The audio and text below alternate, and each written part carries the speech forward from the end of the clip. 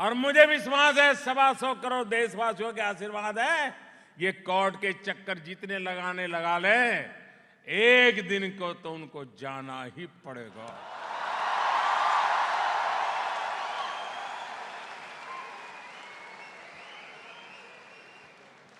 देश का जिन्होंने लूटा है उन्होंने लौटाना ही पड़ेगा।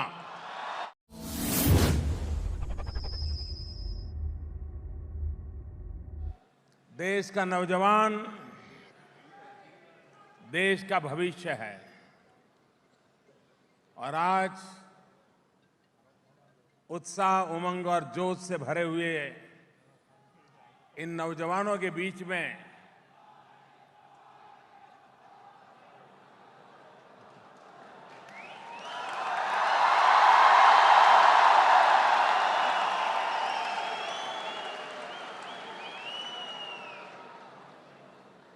मुझे भी एक नया जोश मिल रहा है। और आजकल तो युवाओं में चर्चा है, हाउ इज द जोश।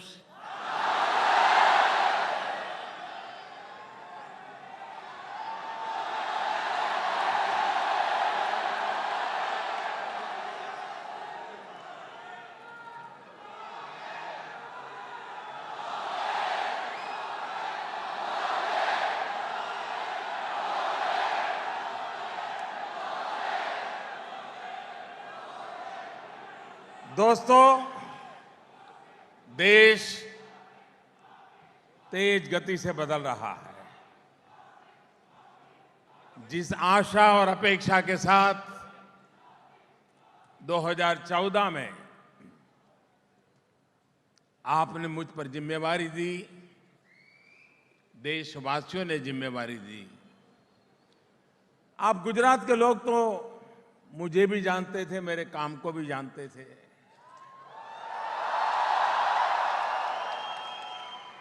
लेकिन पूरे हिंदुस्तान के लिए मैं नया था। लेकिन देश ने मुझ पर भरोसा किया, क्योंकि आपने देश को बताया कि भरोसे करने जैसा है।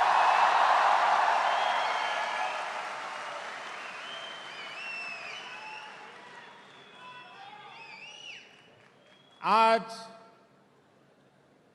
कभी चर्चा होती होगी कि देश में ये काम हो रहा है, वो काम हो रहा है, 9 करोड़ टॉयलेट बन गए, ढिकना हो गया, फलाना हो गया। दुनिया के अंदर हिंदुस्तान का डंका बज रहा है।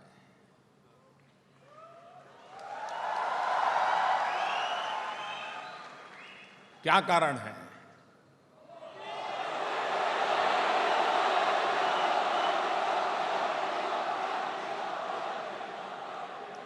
कारण मोदी नहीं है,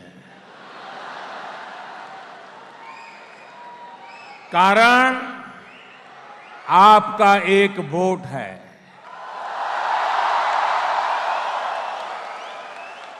अब आपको पता चलता होगा कि आपकी वोट की ताकत क्या है।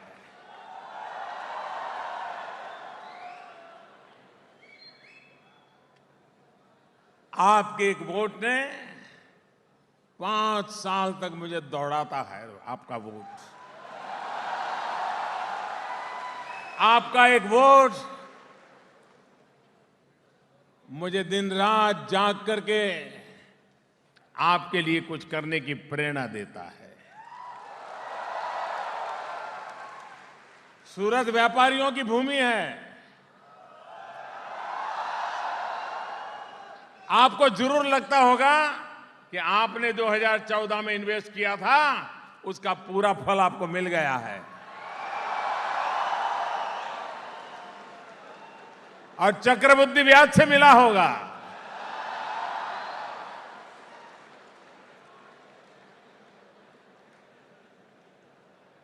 दो 2014 के उन दिनों को याद कीजिए। देश निराशा की गर्त में डूबा हुआ था। लोग हिंदुस्तान छोड़ करके जाना, बाहर जाना, कहीं सेट होना, उस पर चर्चा चल रही थी। ये भी चर्चा चल रही थी कि अरे देश कैसे बचेगा, क्या होगा देश का। देखते ही देखते निराशा आशा में बदल गई। आशा विश्वास में बदल गया। और ये विश्वास भी ऐसा है जिसने 125 करोड़ देशवासियों में आत्मविश्वास भी जगाया है। ये आत्मविश्वास, ये सपने हिंदुस्तान को बहुत आगे ले जाने की ताकत रखते हैं। कुछ लोगों का स्वभाव होता है रोते रहना।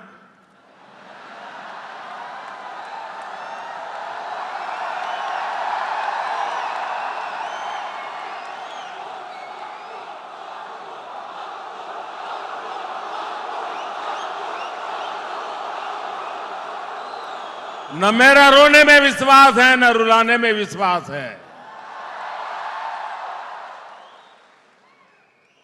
मुझे आगे चलाने में विश्वास है।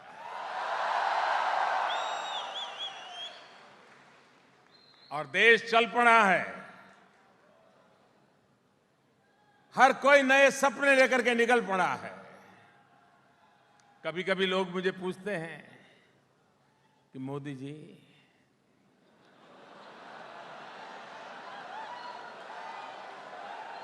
आपने काम तो बहुत किया, हर क्षेत्र में काम किया, लेकिन आपने लोगों में इतनी आशा जगा दी, इतनी अपेक्षाएं जगा दी कि उसको तो आप पूरा नहीं कर पाएंगे। मैंने कहा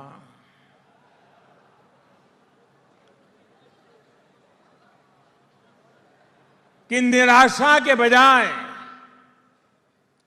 आशा पैदा होना अच्छा है कि बुरा है।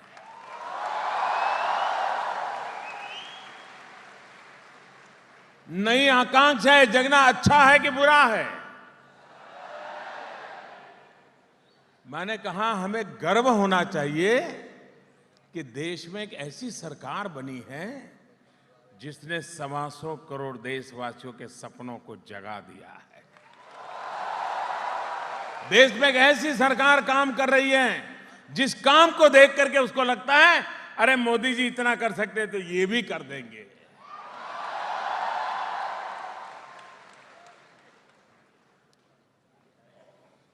हमारा यही सबसे बड़ा योगदान है कि निराशा की गर्त में डूबे हुए हिंदुस्तान को आशा, विश्वास और अरमानों से हमने भर दिया है और वही देश को आगे ले जाएगी।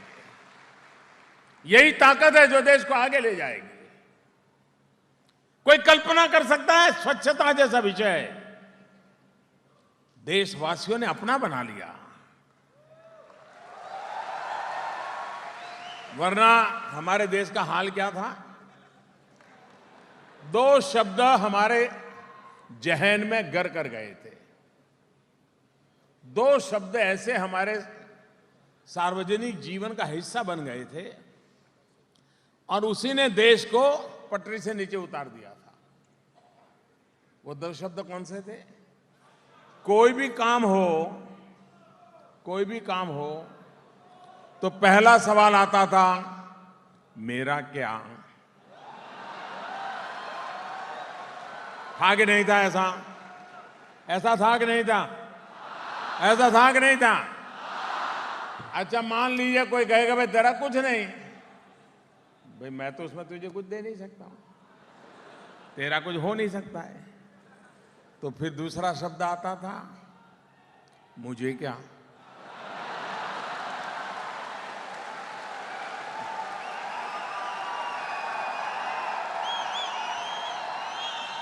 यानी कुछ आशा अपेक्षा से मेरा क्या, लेकिन अगर बात बने ही मुझे क्या, जाओ मरो। हमने इन दोनों शब्दों के खिलाफ लड़ाई लड़ी है दोस्तों, और उसका परिणाम है सबका साथ, सबका विकास, हर किसी का साथ। तो दोस्तों मुझे अच्छा लगा, सूरत ने एक विशिष्ट प्रकार के कार्यक्रम की रचना की। आप नौजवानों से भी कुछ बातें करने का मुझे मौका मिलेगा। मुझे बताया गया कि कुछ नौजवान सवाल पूछना चाहते हैं, जरूर पूछें। नमस्कार प्रधानमंत्री जी। नमस्कार।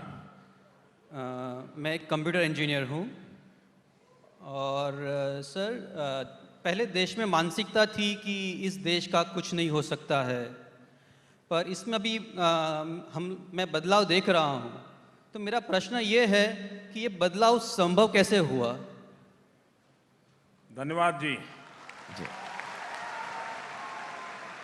मैं सबसे पहले तो आपका धन्यवाद करता हूं, आपका अभिनंदन करता हूं कि आपने बदलाव को महसूस किया।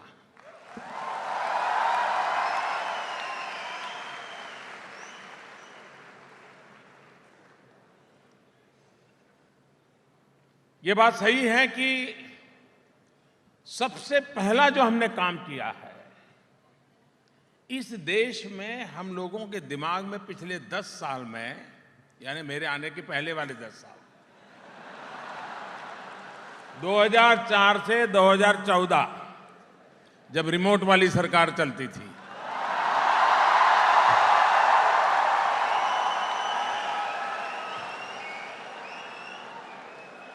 उस समय के हालात ये थे कि हर किसी ने मान लिया कुछ होने वाला नहीं, खेल खत्म।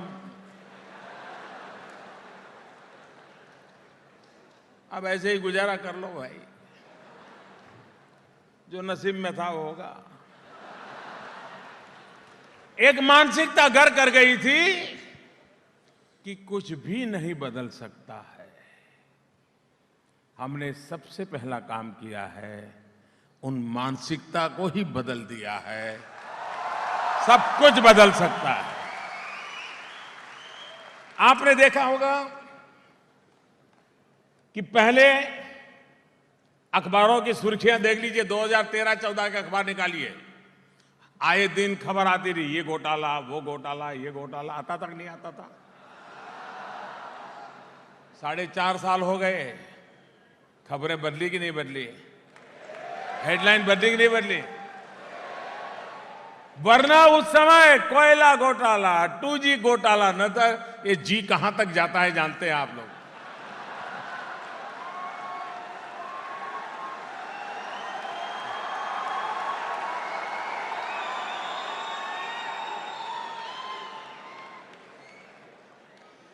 एक छोटा उदाहरण देता हूं। 26/11 हुआ था, याद है? 26/11 याद है ना? मुंबई में आतंकियों ने हमला किया था। बाद में क्या हुआ?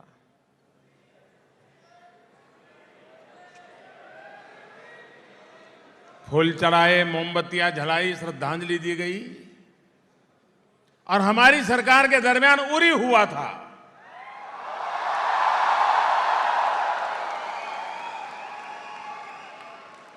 उरी के बाद क्या हुआ? क्या हुआ? ये बदल हुआ कि नहीं हुआ?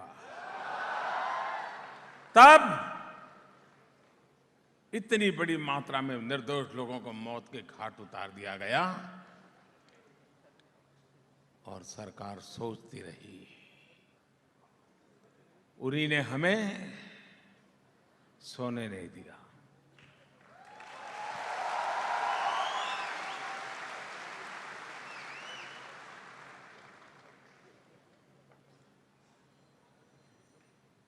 जवान के खून का एक एक बूंद हमारे लिए पवित्र होता है।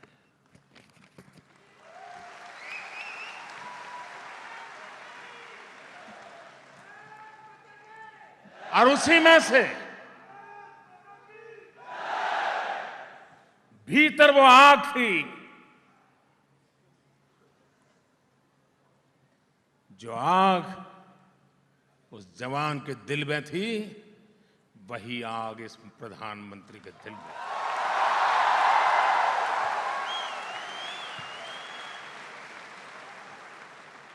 और उसी का परिणाम हुआ सर्जिकल स्ट्राइक।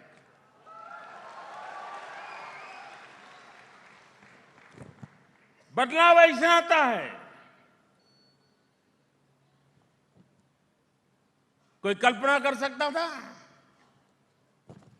कि काले धन के खिलाफ इतनी बड़ी लड़ाई कोई लड़ सकता है?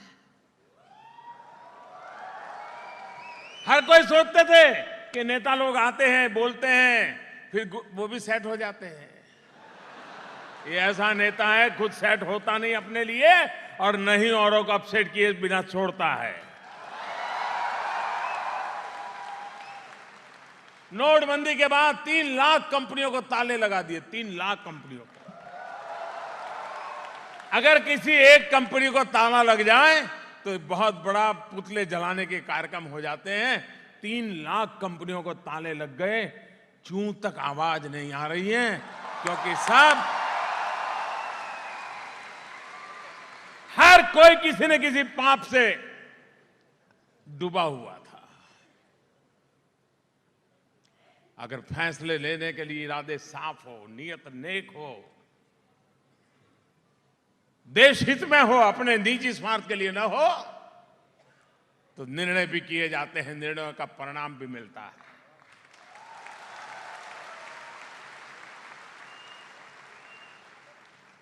कोई कल्पना कर सकता है कि हिंदुस्तान में सुबह टीवी खोलते ही समाचार आते हैं, आज इतने आतंकवादी मारे, आज इतने मारे।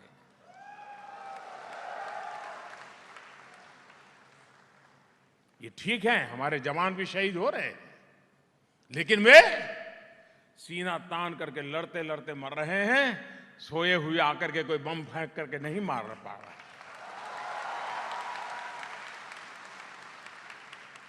वो भी एक वक्त था, कभी मुंबई में बम धमाका, कभी रेल के डिब्बे में बम धमाका, कभी दिल्ली में बम धमाका, कभी अयोध्या में बम धमाका, कभी जम्मू में बम धमाका। 4.5 साल हो गए, सब कुछ कश्मीर में अटक गया है। ये बदल है कि नहीं है? देश का नौजवान आज पैसों के अभाव में अपने सामर्थ्य के लिए निराशा को लेकर के डूबता नहीं, बैठा नहीं रहता है। मुद्रा योजना के तहत बैंक के दरवाजे खटखटाओ और बिना गारंटी आप लोन लेने के हकदार बनते हो और अपना कारोबार शुरू कर सकते हो, पहले कभी नहीं होता था।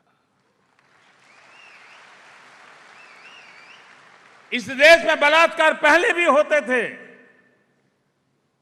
समाज की इस बुराई, कलंक ऐसा है कि आज भी उस घटनाओं को सुनने को मिलता है, माथा शर्म से झुक जाता है, दर्द होता है। लेकिन आज 3 दिन में फांसी, 7 दिन में फांसी, 11 दिन में फांसी, 1 महीने में फांसी, लगातार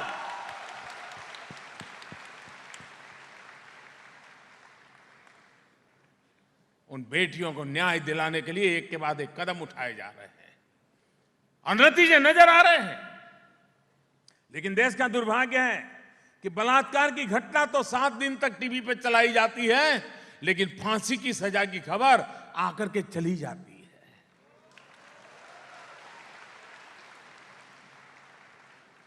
फांसी की खबर जितनी ज्यादा फैलेगी, उतना बलात्कार करने की विकृति लेकर के बैठा हुआ आदमी भी डरेगा, 50 बार सोचेगा।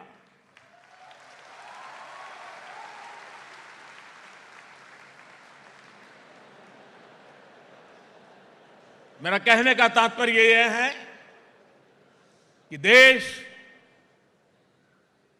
बदल रहा है, उसका मूल कारण है 125 करोड़ देशवासियों ने तय कर लिया है कि बस अब बदल के रहना है।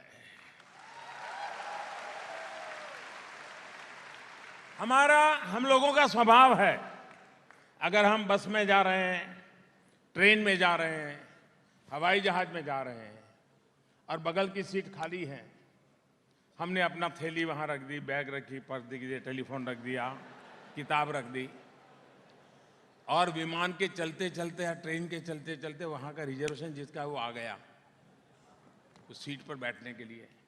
सीट तो हमारी नहीं थी, हम तो हमारी सीट पर बैठे थे, वो तो खाली पड़ी थी, उसकी थी।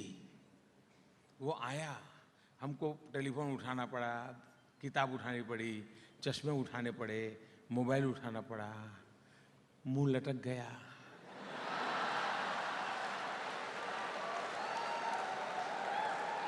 ये कहां से आ गया? एक सीट खाली थी, मैं आराम से बैठा था। सीट आपकी नहीं थी, फिर भी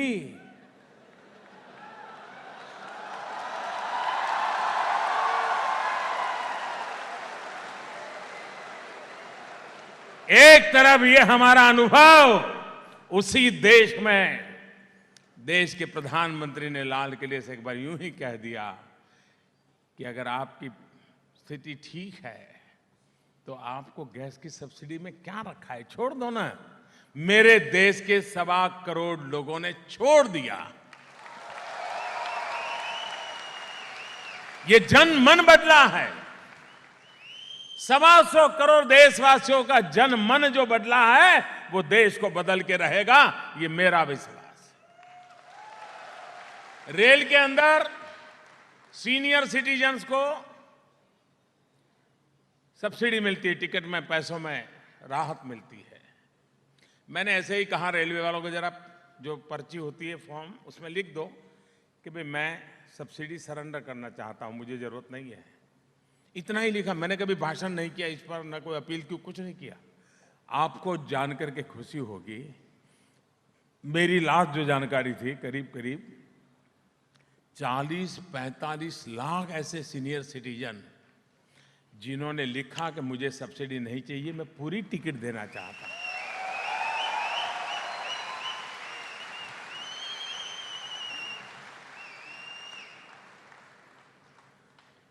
ये है मेरे देश का सामान्य मानवीय का मिजाज जो बदला है, वही मेरे देश की भविष्य, उज्जवल भविष्य की गारंटी है।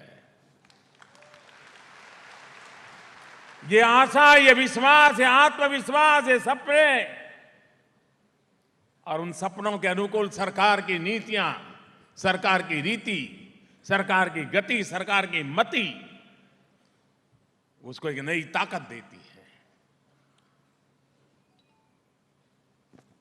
पहले ऐसी मान्यता थी सब कुछ सरकार करेगी, हम ही सब कुछ है।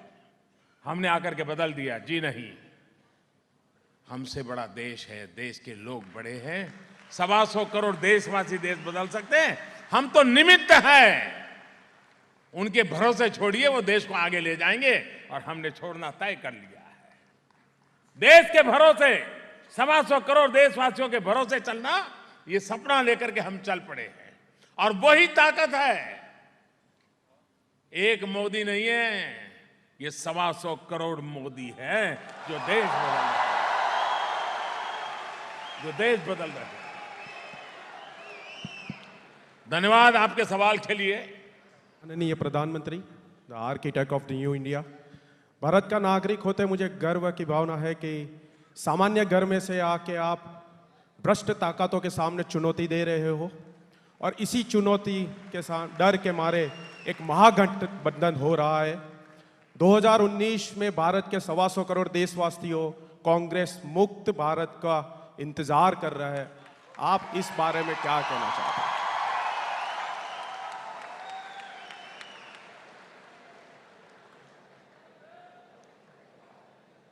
आपने सही कहा कि आप एक सामान्य परिवार से आ रहे हैं और इतनी बड़ी लड़ाई छेड़ दी आपने।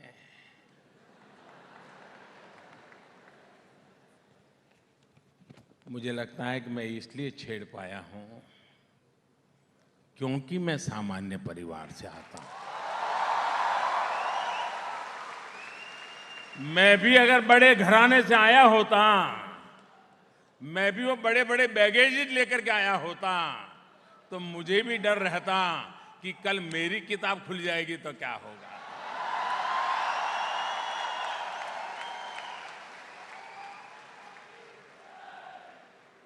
हमें तो वो डर ही नहीं था। खुली किताब जैसी जिंदगी रही है। 13-14 साल बीच आपके बीच में काम किया है, विरोधियों ने भी कभी उंगली नहीं उठाई। वही ताकत थी जिसके कारण डर नहीं लगा कभी। क्या होगा? अरे जो होगा तो होगा यार, होता क्या। दूसरा, मैं ये विश्वास से मानता हूं, ये मेरा कन्विक्शन है, हमारे देश की समस्याओं की जड़ में ये भ्रष्टाचार दिमक की तरह घुस गया है, सारी व्यवस्था को तबाह कर दिया है। कहीं से तो शुरू करना चाहिए कि नहीं करना चाहिए, बताइए। मैं भी ये कैसे कर, भाई इतना फैल गया है, कौन कर सकता है, छोड़ो यार, सारी सरकारें आई चली गई, कम से कम हम नहीं करेंगे, ये कह करके मैं भी छूट सकता था। लेकिन मेरी आत्मा कह रही थी कहीं से तो शुरू करो,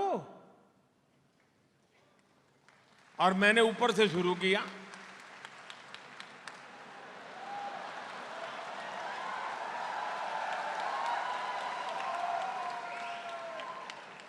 और ये ऊपर ठीक हो जाएगा ना, तो नीचे तो फिर आप समझ लीजिए भमाभम होने वाला है।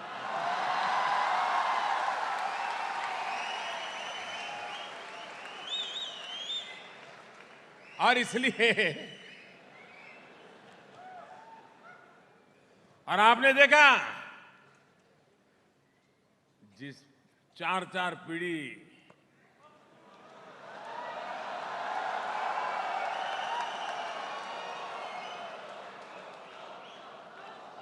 उनको नाम लेते ही देश कांपता था। उनकी ताकत ऐसी थी, देश को 18 महीने तक जेल खाना बना दिया था। ये ताकत थी उनकी।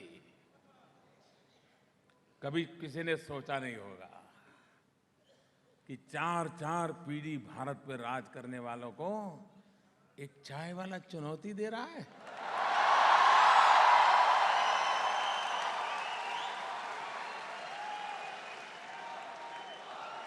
और आपको पता है ना,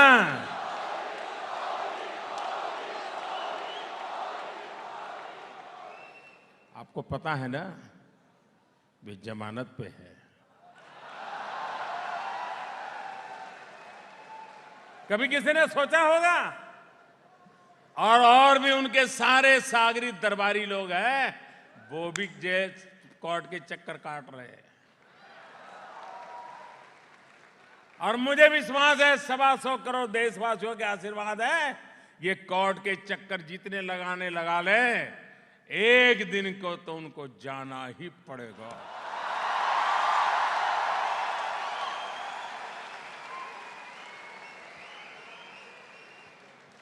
देश का जिन्होंने लूटा है, उन्होंने लौटाना ही पड़ेगा।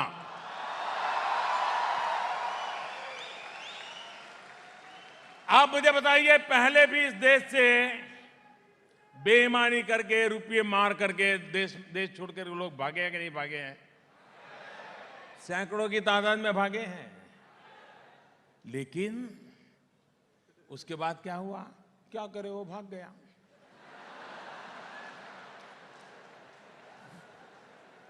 हमने कानून बनाए, जो भागा है उसकी पाई पाई जब्त करेंगे। दुनिया में कहीं पर भी होगी तो भी जब्त करेंगे।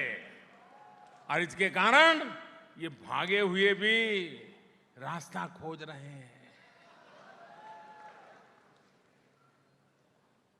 लड़ाई ऐसे ही लड़ी जाती है।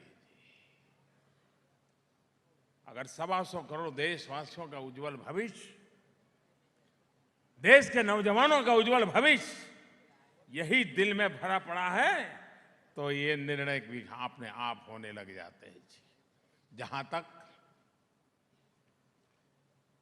आगामी चुनाव का सवाल है, आपको क्या लगता है? आपको क्या लगता है?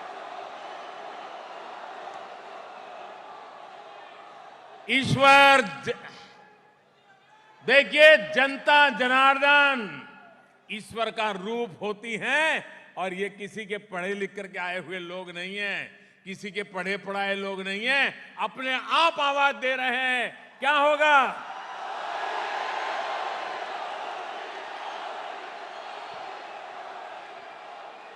हमारे सामने चुनौती और है। एक दल के रूप में, एक उम्मीदवार के रूप में कांग्रेस हार जाए, इतने से काम बनने वाला नहीं है। कांग्रेस मुक्त भारत का मतलब है पिछले 70 साल में कांग्रेस ने जो गलत चीजें देश के राजनीतिक जीवन में, सामाजिक जीवन में, पारिवारिक जीवन में घुसेड़ दिए हैं, देश को उससे मुक्ति दिलानी है। परिवारवाद, जातिवाद, वंशवाद, भ्रष्टाचार, मेरा तेरा, ये जो बीमारियां घुस गई है, देश को उससे बाहर निकालना ही पड़ेगा। और इसलिए हम मंत्र लेकर के चले हैं, सबका साथ, सबका विकास।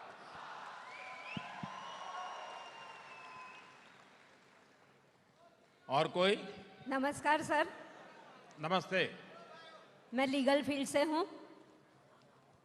मैं पिछले कई टाइम से पॉलिटिक्स को फॉलो कर रही हूँ। मैंने देखा है कि 2014 में जो लोग आपको हारते हुए देखना चाहते थे, वही लोग आज मीडिया और प्रसार माध्यमों के द्वारा देश में नेगेटिविटी फैला रहे हैं और गलत मैसेज पास कर रहे हैं। जबकि हमारा देश अभी कितने टाइम से विश्व गुरु बनने जा रहा है, महासत्ता बनने जा रहा है। और ऐसे टाइम में जब देश के लिए और राष्ट्र जब देख रहे हैं कि उसके लिए कोई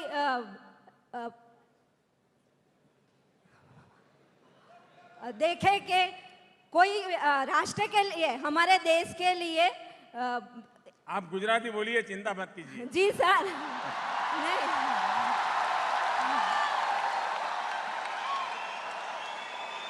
आपका सवाल मैं समझ गया, आप जो कहना चाहते हैं, आपका भाव मैं समझ गया हूं। हम चाहते हैं सर कि हमारे देश में जो अराजकता हो रही है, वो अराजकता बंद हो और हमारा देश का पूरा विकास हो।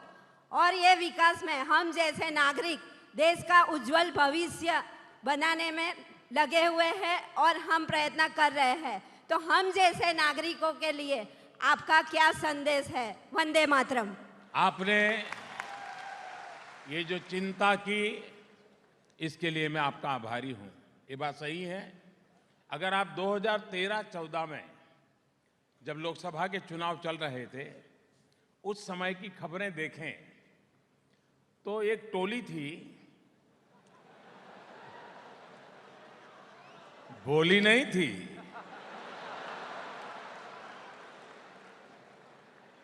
भली भी नहीं थी। ये टोली लगातार कह रही थी पहले, अगर बीजेपी मोदी को घोषित कर देना तो पूरी बीजेपी खत्म हो जाएगी। मोदी आने ऐसा, मोदी आने वैसा, मोदी आने ऐसा, पता नहीं क्या क्या कहते थे। अब बीजेपी ने हमको घोषित कर दिया तो उन्होंने चालू कर दिया, मोदी को कौन जानता है?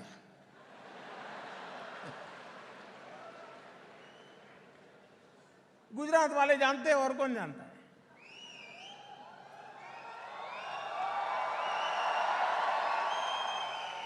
फिर उन्होंने चालू कर दिया, बीजेपी के पहले इतने परसेंटेज वोट थे, बढ़ बढ़ करके इतने बढ़ेंगे तो इसका इतना टोटल लगाओ तो इतना सीट हो जाएगा, बीजेपी को बहुमत नहीं मिल सकता है। तो उन्होंने बता दिया था हंग पार्लियामेंट बनेगी। ये सब हुआ था कि नहीं हुआ था? अब उस समय उन्होंने इतना सारी मेहनत की, नए नए तर्क दिए, न जाने क्या क्या बातें फैलाई, लेकिन जनता के गले नहीं उतरी। जनता के गले मोदी उतर गया।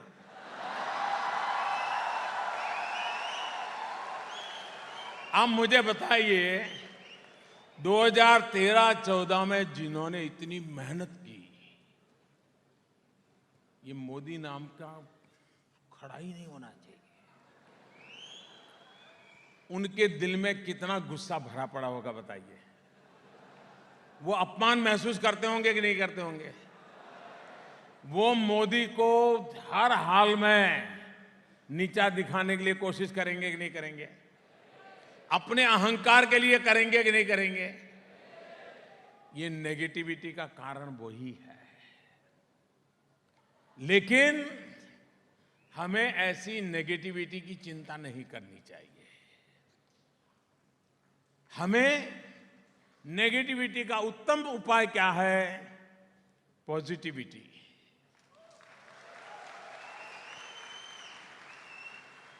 हम सही सच्ची बातें अगर वो एक बार बोलते तो हम 100 बार बोले, वो एक जगह पे बोलते तो हम 10 जगह पे बोले, वो एक के सामने बोलते हैं तो हम 50 के सामने बोले। अगर आप सब इस काम में जुड़ जाएं तो नेगेटिविटी करने वाले 13-14 में भी कर रहे थे, अभी भी करेंगे। अच्छा, एक तो ये जमात हो गई, जिनको मेरा मुंह भी पसंद नहीं है, नाम भी पसंद नहीं है। दूसरे लोग हैं जिनको मैंने पैदा किया है। अब मुझे बताइए, जिन 3 लाख कंपनियों के ताले लगा दिए, वो मोदी जिंदाबाद बोलेगा क्या? वो बोलेगा कि नहीं बोलेगा मोदी बेकार आदमी है? बोलेगा कि नहीं बोलेगा? पहले हमारे यहां फ्री प्राइस शॉप जो होता है, सस्ते अनाज की दुकान, गरीब लोग वहां से अपना राशन लेते हैं। सरकार 30-35 रुपए में खरीदती है, गरीब को 3 रुपए 2 रुपए में देती है, ताकि हमारे देश का गरीब भूखा सोना नहीं चाहिए। लेकिन ऐसे लोग थे, इसमें से भी खा जाते थे, गरीब का भी खा जाते थे। 6 करोड़ राशन कार्ड ऐसे थे कि जो लोग पैदा ही नहीं हुए थे, उनके नाम के राशन कार्ड थे। उनके नाम पर गेहूं जाता था, 30 वाला 3 में जाता था, फिर 30 में बिकता था, और हर किलो पर 27 रुपया उनके जेब में चला जाता था। ऐसे 6 करोड़ लोग जो गोश्त थे, भूतिया थे, जिनका अस्तित्व नहीं था, अब मैंने बंद कर दिया। जिन लोगों को सब्सिडी मिलती थी, डायरेक्ट उनके खाते में जमा होने लगी। तो बिचौलियों की दुकान बंद हो गई कि नहीं हो गई? हो गई कि नहीं हो गई? अब जिनके जेब में हर वर्ष 90,000 करोड़ रुपया, कितना 90,000 करोड़ रुपया जिनकी जेब में जाता था, मोदी ने उसको ही ताला लगा दिया। वो मोदी को पसंद करेंगे क्या? ना वो मोदी को पसंद करेंगे क्या? मोदी उनको मुसीबत लगेगा कि नहीं लगेगा भाई? तकलीफ होगी कि नहीं होगी? अब आप मुझे बताइए, देश के लिए मुझे ये काम करना चाहिए कि नहीं करना चाहिए? मुझे मेरी चिंता करनी चाहिए कि देश की करनी चाहिए?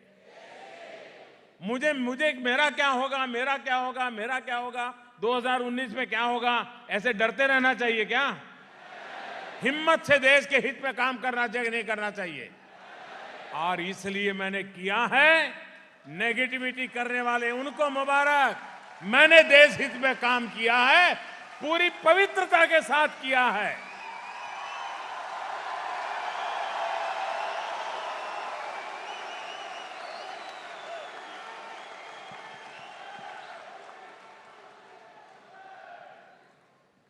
आपकी तरफ से पॉजिटिव समाचार पहुंचाने का प्रयास, अगर आप में से कुछ लोग नमो ऐप पर चले जाएंगे, कितने लोग हैं जिनके पास नमो ऐप है?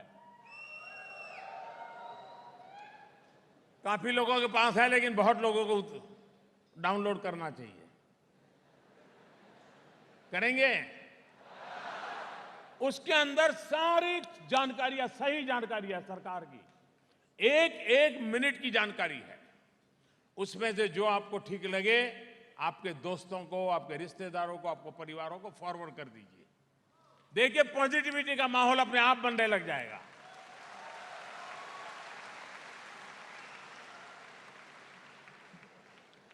और कोई? जी सर, अगला प्रश्न। प्रधानमंत्री जी नमस्कार। आप हम जैसे युवाओं के बहुत बड़े प्रेरणा स्रोत रहे हैं। आपने कई सारे ऐसे काम किए हैं जिसकी वजह से आने वाली पीढ़ी आपका धन्यवाद करेगी।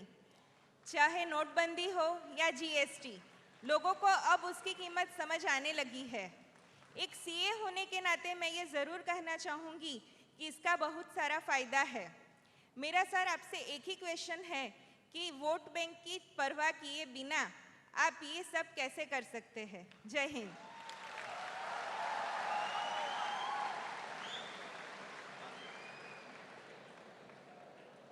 बहुत सरल सा जवाब है। 125 करोड़ देशवासियों के आशीर्वाद मेरे साथ है, इसलिए कर सकता हूं।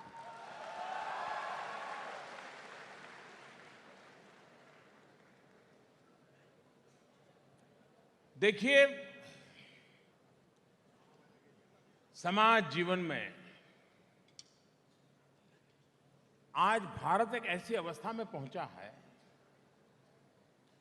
ये मौका हमने गंवाना नहीं चाहिए। कोई कल्पना कर सकता है कि जब हमारी सरकार बनी तब हम दुनिया में अर्थव्यवस्था में 10वें नंबर पे थे। पूरे विश्व में हम 10वें नंबर पे थे। आज हम 6ठे नंबर पे पहुंच गए।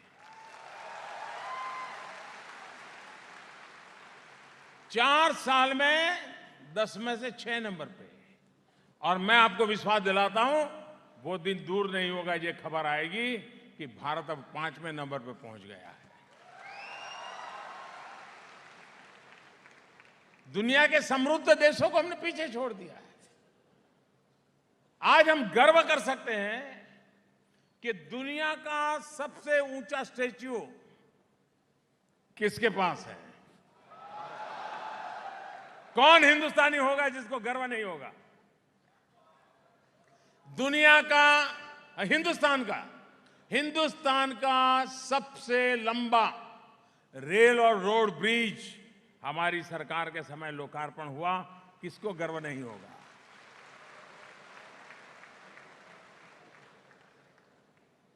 पहले की तुलना में जब हम आए 2014 में, देश में 38% सैनिटेशन था, शौचालय थे, ग्रामीण शौचालय 38%। आज 98% हो गया।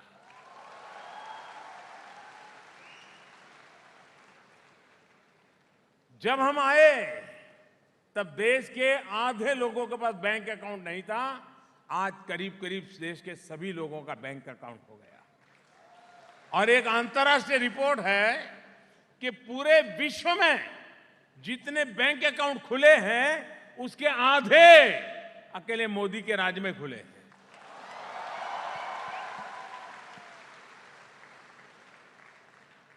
अगर एक बार, क्योंकि समाज ने मुझे यहां सोने के लिए नहीं भेजा है, मौज करने के लिए नहीं भेजा है, प्रधानमंत्री पद को एंजॉय करने के लिए नहीं भेजा है। काली मजदूरी करूंगा, 24 घंटे काम करूंगा, देश के लिए जो कर सकता हूं वो करने में कहीं पीछे नहीं रहूंगा। जी, अगला प्रश्न इस तरफ से। प्रधानमंत्री जी नमस्कार। मेरा नाम शिखा है, मैं एक आर्टिस्ट हूँ। मेरा आपसे एक छोटा सा सवाल है। आपने भारत के विकास के लिए इतनी मेहनत करके इतनी योजनाएं बनाई हैं, इन योजनाओं के फलस्वरूप और अपनी दृष्टि से आप भारत देश का भविष्य कैसे देखते हैं?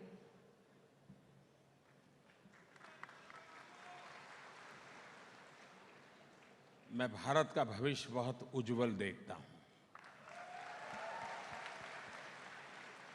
शानदार देखता हूं, जानदार देखता हूं।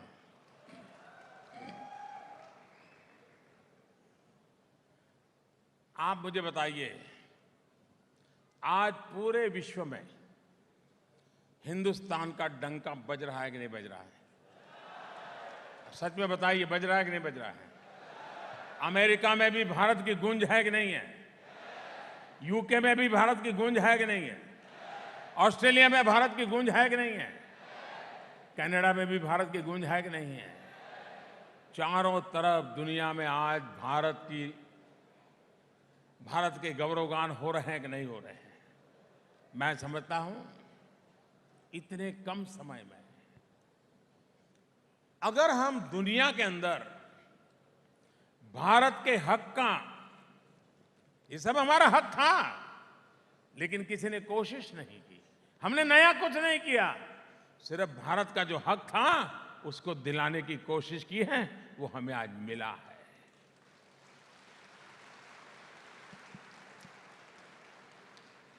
कोई कल्पना कर सकता है कि हम कहें कि अंतर्राष्ट्रीय योगा दिवस मनाओ और दुनिया के करीब करीब सभी देश नाक पकड़ करके बैठ जाए? गर्व होता है कि नहीं होता है? दुनिया के अनेक देश इजराइल और पैलेस्टाइन लड़ते हो, लेकिन इजराइल और पैलेस्टाइन दोनों हमारे साथ दोस्ती करते हो, ये देश के लिए गर्व की बात है कि नहीं? ईरान और सऊदी अरेबिया के बीच में तनाव होगा, लेकिन दोनों हमारे साथ जुड़ जाएं, दोनों हमसे दोस्ती करें, ये हमारे लिए गर्व होगा कि नहीं होगा? आज भारत ने अपनी एक जगह बनाई है। उसी प्रकार से जैसे मैंने कहा, आर्थिक क्षेत्र में इतने आगे बढ़े हैं, हर क्षेत्र में हम आगे बढ़ रहे हैं। आज स्टार्टअप जो हमारे देश का 800 मिलियन यूथ हो, जिस देश के पास 800 मिलियन, करीब 65% जनसंख्या 35 साल से कम उम्र की हो, वो देश जवान है, जवानी की ताकत है, जवानी का उमंग है, जवानी की ऊर्जा है, जवानी के सपने हैं, वो देश पीछे कैसे रह सकता है? आवश्यकता है उसको सही मौका दिया जाए, अवसर दिया जाए, तो अपने आप परिणाम मिल सकता है। और इसलिए मैं भारत के उज्जवल भविष्य के मूल में भारत की युवा शक्ति, भारत का बढ़ता हुआ मध्यम वर्गीय दायरा, भारत के सर्विस सेक्टर में भारत का दुनिया में होता जा रहा योगदान, कृषि पर हमारी आत्मनिर्भरता, दूध के उत्पादन में दुनिया में नंबर 1, ऐसे कई विषय हैं। ईज ऑफ डूइंग बिजनेस में 142 से 77 पर पहुंच जाना, कोई भी पैरामीटर ले लीजिए, आज दुनिया की सबसे तेज गति से चलने वाली बड़ी इकोनॉमी में भारत नंबर 1 है। ये सारी चीजें हैं। आज भारत, चाइना में जितना फॉरेन डायरेक्ट इन्वेस्टमेंट आता है, हिंदुस्तान उनसे आगे निकल गया। ये भारत के लिए गर्व की बात है। विश्व में एक विश्वास पैदा किया। ये सारे आधार पर मैं कह सकता हूं कि मेरे देश का भविष्य उज्जवल है। मेरे 800 मिलियन नौजवान, 35 साल से कम उम्र के नौजवान की ताकत, और जो इस मिलेनियम के बच्चे हैं, जो 21वीं सदी में पैदा हुए हैं, वो एक नए सपने, नई ताकत लेकर के आए हैं, और यही मेरे आने वाले हिंदुस्तान को खींच के ले जाने वाले लोग हैं। उनको मेरी बहुत शुभकामना है। नमस्कार प्रधानमंत्री जी। नमस्कार जी। मैं आरजे विश्रुति हूँ, रेड एफएम से मॉर्निंग शो करती हूँ, और बहुत ही गर्व से ये बात कहना चाहती हूँ कि पहली बार इस देश को ऐसा लीडर मिला है जिसके पास सबसे ज़्यादा यूथ, यंगस्टर की फॉलोअरशिप है, और वो आप है। And that brings me to my question कि रोज़ सुबह शो में कई सारे ऐसे यंगस्टर से बात होती है, ऐसे स्टूडेंट से बात होती है जो ये कहते हैं कि टीवी पे जो पॉलिटिकल डिस्कशंस चलते हैं, जो डिस्कर्स होते हैं, जो डिबेट्स होती हैं, उससे बहुत कंफ्यूज फील करते हैं। ऐसे बहुत सारे फर्स्ट टाइम वोटर्स हैं जिनको समझ नहीं आता कि वो किस दिशा में जाएं, और सिंपल शब्द कि किसको वोट दें। तो उन सारे फर्स्ट वोटर्स को या तो ऐसे यंग वोटर्स को आप क्या कहना चाहेंगे?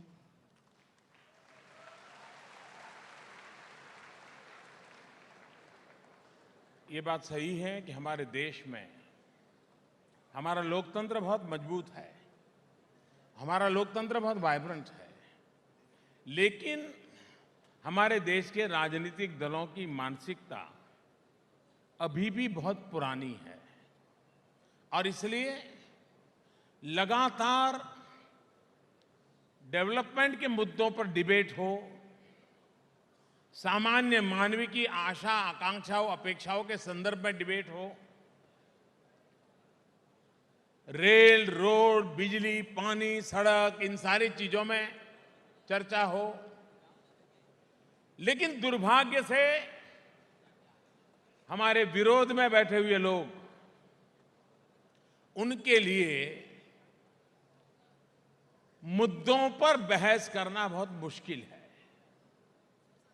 क्योंकि अगर वो कहेंगे कि एग्रीकल्चर में क्या हुआ तो आंकड़े बताएंगे कि मोदी ने तो पहले से ज्यादा अच्छा कर दिया, रोजगार में क्या किया तो मोदी ने पहले से ज्यादा अच्छा कर दिया, नई नई योजनाओं को ले गए तो कहेंगे मोदी से ज्यादा हो गया। तो उनके लिए बड़ी परेशानी हो रही है और इसलिए दुर्भाग्य से हमारे देश के जिम्मेवार दल भी मुद्दों पर चर्चा करने के लिए तैयार नहीं है। उनका एक ही मुद्दा है, एक ही मुद्दा है। कौन सा मुद्दा है मालूम है? कौन सा मुद्दा है? उनका एक ही मुद्दा है मोदी। वो सुबह उठते ही मोदी मोदी मोदी से शुरू हो जाते हैं, रात को भी पता नहीं उनको नींद आती होगी कि नहीं आती होगी। उनके लिए मुद्दा मोदी है, हमारे लिए मुद्दा 125 करोड़ देशवासियों के सपने हैं। उनके लिए मुद्दा मोदी है, हमारे लिए 125 करोड़ देशवासियों की आशा आकांक्षा है। उनके लिए मुद्दा मोदी है, हमारे लिए हमारे देश के किसान को ताकतवर बनाना हमारा मुद्दा है। उनके लिए मोदी मुद्दा है, हमारे लिए जो शहर को है वो गांव को मिलना चाहिए, उस सुविधाओं को ले जाने का हमारा प्रयास है। उनके लिए मुद्दा मोदी है, हमारे लिए 800 मिलियन नौजवानों के सपनों को पूरा करने के लिए, उनके अवसरों को पंख देने के लिए ऐसी योजनाओं को लाना, ये हमारी दिन रात की चिंता और विषय है। उनके ये नहीं है और इसलिए किसी भी ऐसे नौजवान का कंफ्यूजन होना बहुत स्वाभाविक है। लेकिन आज स्थिति वो नहीं है, कुछ बदलाव है।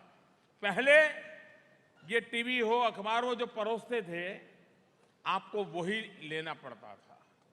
अब आपके मोबाइल फोन पर पूरी दुनिया है, आप वेरीफाई कर सकते हो, इंक्वायरी कर सकते हो कि सच बोल रहा है कि झूठ बोल रहा है, आराम से कर सकते हो। आपको पता होना चाहिए, आप एक साथ 3 अखबार लेकर के बैठिए, एक खबर एक अखबार में एक पहले पेज पर होगी, दूसरे में तीसरे पेज पर होगी, चौथे में एक कोने में कहीं कोने में पड़ी होगी। तो आपके मन में उठना चाहिए कि ऐसा क्यों? अगर खबर इतनी इनके लिए महत्वपूर्ण थी तो इनके लिए बेकार क्यों है? तो फिर पता चल जाएगा कि किस अखबार का क्या स्वभाव है।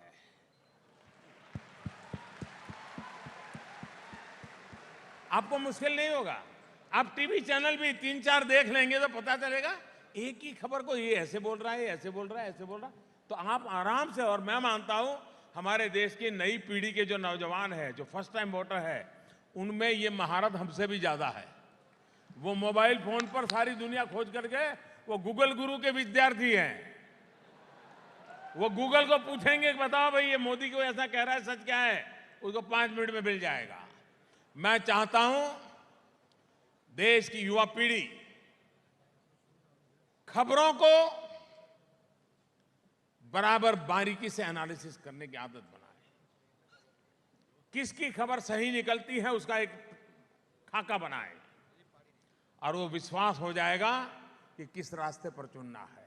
लेकिन परिवारवाद, वंशवाद, जातिवाद, संप्रदायवाद, भ्रष्टाचार, ऊंच नीच का भाव, ये सारी चीजों ने देश को बर्बाद किया है। उससे जो मुक्ति दिलाता है और जो देश को आगे ले जाने के लिए सोचता है, उसी के साथ चलना चाहिए। ये भाव हमारी नई पीढ़ी में होना चाहिए। हमारे फर्स्ट टाइम वोटरों ने आपातकाल क्या था, हिंदुस्तान को जेल खाना बना दिया, तो उसको पता नहीं है। हमारे फर्स्ट टाइम वोटर को, मुझे तो मालूम है गुजरात में जो वोटर अभी बने, उनको पता ही नहीं था कि पहले भोजन करते समय बिजली नहीं आती थी। जब तक मैं मुख्यमंत्री बना गुजरात में 2001 में, तब सबसे पहले लोगों ने मेरे से क्या मांग की थी, मुझे फूल गुलदस्ता देने आते थे। नया नया मुख्यमंत्री बना था तो परिचय करते थे, हम उस जिले से आए हैं, आपको बहुत शुभकामनाएं, आप मुख्यमंत्री बन गए। फिर धीरे से कहते हैं साहब एक काम करो। मैं कहता हूं क्या? साहब कम से कम शाम को खाना खाते समय बिजली मिले, इतना करो। ये दिन थे गुजरात के। आज 24 घंटे बिजली मिल रही है, लेकिन उस समय जो 3 साल का बालक था उसको मालूम नहीं है कि उसके माँ बाप को अंधेरे में गुजारा करना पड़ा था। और इसलिए ये नई पीढ़ी को बताना पड़ेगा कि देश को 70 साल कैसे लूटा गया, कैसे बर्बाद किया गया है, और पहली बार ये 5 साल में इस बर्बादी से बचाने की कोशिश हो रही है। अभी भी मैं ये नहीं कहता मैंने सब कर लिया है, मैंने ऐसा दावा कभी नहीं किया है, लेकिन किया है वो सही दिशा में किया है, सही करने के लिए किया है, और अपनी चमड़ी बचा कर नहीं किया है, जी जान से किया है, खुद को दांव पे लगा कर किया है। और मैं आगे भी आपको विश्वास दिलाता हूं, न मैं रुकने वाला हूं, न मैं थकने वाला हूं, और न ही झूठ के सामने कभी झुकने वाला हूं।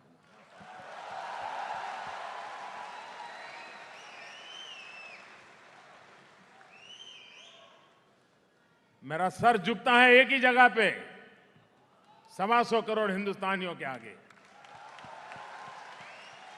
और मेरा कोई रिमोट कंट्रोल है तो 125 करोड़ देशवासी मेरा रिमोट कंट्रोल है। मैं उन्हीं को समर्पित हूं, उनके सपनों को समर्पित हूं, और उन्हीं के लिए काम करने का निर्णय कर करके मैं चला हूं। आपके आशीर्वाद बने रहे। मुझे अच्छा लगा ये कार्यक्रम की रचना के लिए।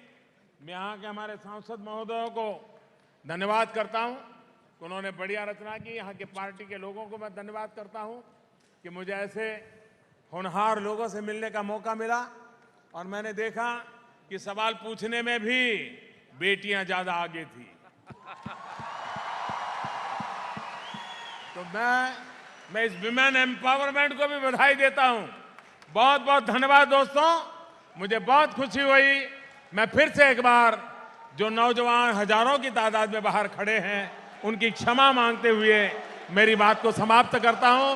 भारत माता की जय, भारत माता की जय, भारत माता की, भारत माता की, वंदे वंदे वंदे वंदे वंदे वंदे वंदे वंदे वंदे। इस वीडियो को शेयर कीजिए फेसबुक पर, व्हाट्सएप पर, यूट्यूब पर। जल्द मिलते हैं अगले वीडियो में। तब तक के लिए आप सबका इस वीडियो के अंत तक बने रहने के लिए दिल से धन्यवाद।